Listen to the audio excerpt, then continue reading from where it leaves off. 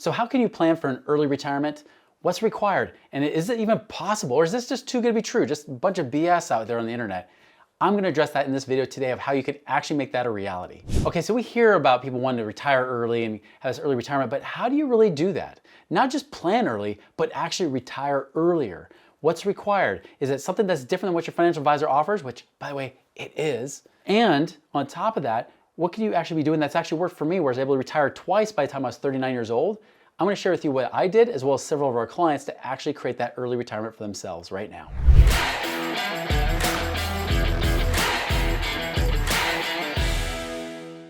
So first and foremost, I wanna help you understand that if you're open to new possibilities and new ideas, it's actually easier than you might think. You actually have more hope than you would think is possible. Now I get it, if you've met with financial advisors or whatnot, they tell you, hey, just keep saving and saving and saving. And then of course, if they even factor in inflation, then you get more depressed because you realize, oh, well, that's not gonna be worth much. Even if I get to be a multi-millionaire, I'm more like a multi-hundred-thousandaire in 40 years. So what's the use, right? And I get that, because I used to be a financial advisor over 20 years ago. And after 4 years of being in that business, and I'm one of those people, I like to know that things work. I like to see proof. This is why I actually left college, because I realized the path I was on was gonna make me a good employee, but it was never really gonna give me the true education to create financial freedom for my own life, which is why I became an entrepreneur. And that's actually what got me to be a financial advisor in the first place, because they're basically business owners. Well, as I did that for several years, I realized one common thread. My clients couldn't really be financially free later on if I was really being honest about how much the market really makes versus the inflation rates. And even more importantly, the one group of people you think would be financially free more are financial advisors, and they're not. So it's like the blind leading the blind. If financial advisors can't retire early, let alone retire comfortably at all, why would they expect their clients to do the same thing? They don't.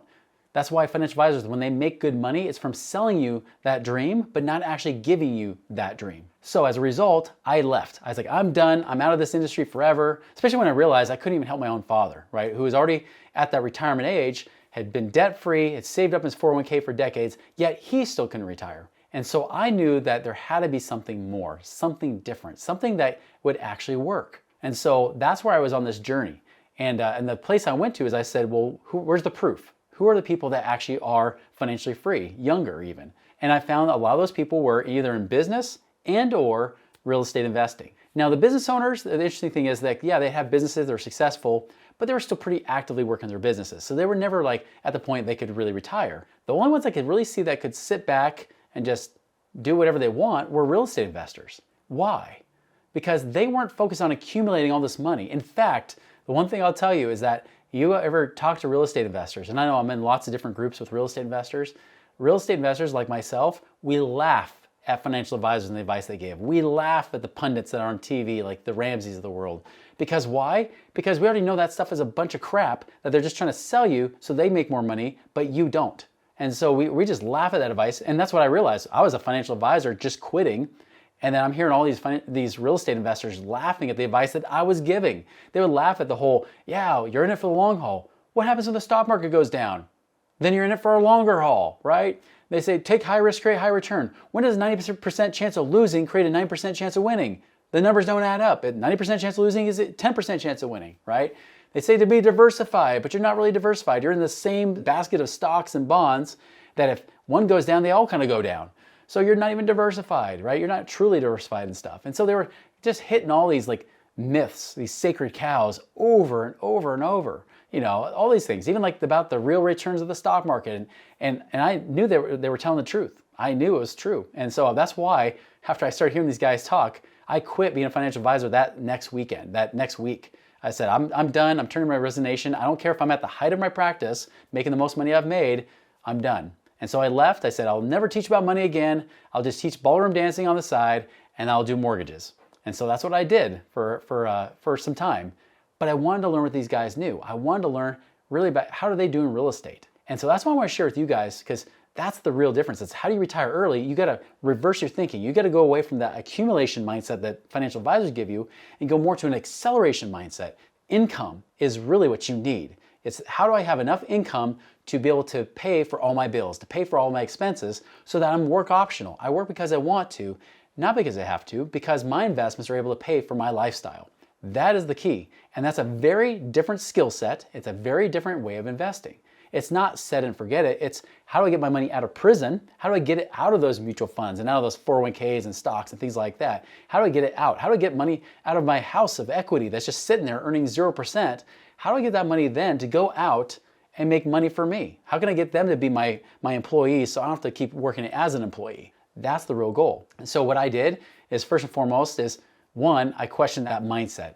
Two, I started to do some of those real estate investments. I realized it could be a rental property, which I did do. I did turn my starter home into a rental property and started making income off that. And then I even started to facilitate some other real estate transactions as well for friends and family. I started to do some things that way. And those were, I would say that's semi-passive. That wasn't, I was still doing some things. It wasn't like I was just sitting back, but at the time I didn't have a huge amount of money either. And then for the money I did have, I would go and lend my money out to other investors and get paid a return. I would get paid X% per month, or whatever it might be. Just so you know, back then, the first time I did this in like 2006, holy cow, they were paying a lot of interest back then. Investors now are smarter. They're not as dumb as they were in 2006. They pay less interest so that they can make sure they don't go under. But I was getting paid some pretty big interest. You know, they were paying like 2% plus a month, like 25% or so a year. So that made it a lot easier to have enough passive income coming in to pay my bills. So I got to the point I was work optional. I was 28 years old, almost 29. And then I was wondering, well, now what do I do with my life? And that's where I kind of came out of retirement, because everybody wanted to ask me, well, how'd you do it, Chris? Well, just like I'm sharing with you guys today, that's why I came out. This is the things I was sharing with them. And it's like, here's how I did it. Now, those of you that know my story, if you've watched this channel enough, by the way, like and subscribe to these videos. If you haven't done so already, I share a lot of stories about how I also went broke in 2008, 2009. I actually went from millionaire to upside down millionaire because a lot of things turn around, especially in real estate. I was gambling more with my money. I wasn't doing the things that actually got me free in the first place. I started breaking my own rules to try to make a quick buck on real estate deals, and that backfired. However, I did pull out of that hole. I didn't file for bankruptcy, and I was able to retire the second time by 2016, which is when I was 39 years old. So when people ask, Chris, how did you retire twice? Easy. I screwed up the first time. My challenge to you is do it once. Don't screw it up like I did, okay? And so that's why I like to take lower risks, get higher returns. Even when I did the second time around, I was much more cautious and careful about how I do these investments. Well, what were some of these investments that I did, right? Or I'm still doing to this day, and even having our clients do as well. Well, one, like I still lend my money out. I still use that money to lend out and get paid a return. I also own properties. But the thing is that when I own these properties, I personally, this time around, don't property manage them. Part of my problem in the last recession was I managed my own properties. I was pretty bad at doing my own investments, right? I was pretty bad at raising rent or even asking for rent. So I was making it worse for myself by really not being a good property manager. So for me, it's worthwhile to pay a property manager to do the job right. I've made way more money doing it that way than the other ways. So buying properties that also appreciate, they also pay me cash flow, good income. I get both. And even as it appreciates so much to a point, you might say, well, let's sell it and buy 2 or 3 properties with that money, and now I get even more income coming in, and you just create this snowball of income. Like I said, I lend money out. I've done some partnerships as well. I have a partnership with Raw Land Investments that pays me about $11,000 a month. I invested roughly about $450,000 so far into that deal. I finance all of it. They do all the work. I'm passive, hands off on that one. You know, like I mentioned, oil and gas. I've done apartment investing, things like that. I mean, there's so many strategies you can do that you realize, holy cow, I can make more money. And there's an asset to protect me too, that if something goes wrong, I still have something to lay claim on. Even when I've done like short-term lending and things like that, rather than longer-term lending, like funds and things like that, I've done short-term lending where I might lend my money for 3 months, but they might pay me 4% for those 3 months. And then I'm making quick money on that money and then turn around and use it. Most people would be happy if they can make 4% in a year in their bank. I can make that in a quarter sometimes, you know? So lots of things you can use there. And of course, if that person didn't pay me, I would just foreclose and take his asset, you know? Ideally, I don't want to do that, just like a bank doesn't want to own the assets. They want to be able to have you just keep paying them like usual, and like most of our clients do too. Now beyond me, obviously, because that's my story, but what about other people too? You know, we had one couple that they're actually in their late 30s, have a young family, and they told me, they said, Chris, you know, here's our goal. Like like my husband's working a job, we want to get him retired from that job. I have a business, I work part-time, it makes pretty decent income, so I'm okay with that. But we want to actually leave the country. We want to go explore the world. We want to homeschool our kids and give them a different experience beside the usual, typical, spoiled American experience. We wanted to get them out into the real world, give them some experience that they'll never get in public school. And so they did. We said, well, let's do this. Let's sell your house, get the equity out of that, put it into buying other properties that then pay you income to then fund this lifestyle. And so what do? They did that. And then that money that's been coming in, supplemented with even her part-time business income as well, they now can be anywhere in the world, virtually. In fact, they're living in Mexico right now, homeschooling the kids, doing what they do, serving the community, serving in their church, doing things like that way, and just loving their life. And again, they're young. They didn't have to wait till their 60s to retire. They could do it in their late 30s. Huge benefit there. You know, we've had other people do that, the same kind of thing. I had one woman that she actually had about $600,000 in different mutual funds and whatnot, got her investing in a lot of different places, and the next thing you know, like she's now living on about $70,000 a year. And that $70,000 a year is exactly what she needed to be financially free. Now she's like, okay, I can keep working, but I don't have to. I can cut my hours to part-time. We've had several clients that actually would cut their hours down by becoming a part-time consultant. So rather than being an employee of the business, they became a consultant inside the business. Now they get to do everything on their own terms. They get some better tax benefits because they have a business now versus being an employee. And they're able to still make all the money they want, but then choose the amount of hours they get to work. And that's what I'm finding more and more, especially with the younger generations. They don't want to just quit. They don't want to just sit around doing nothing.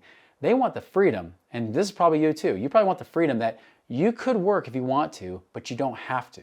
You can show up part-time, you can show up no time, you can show up full-time. It's all your choice.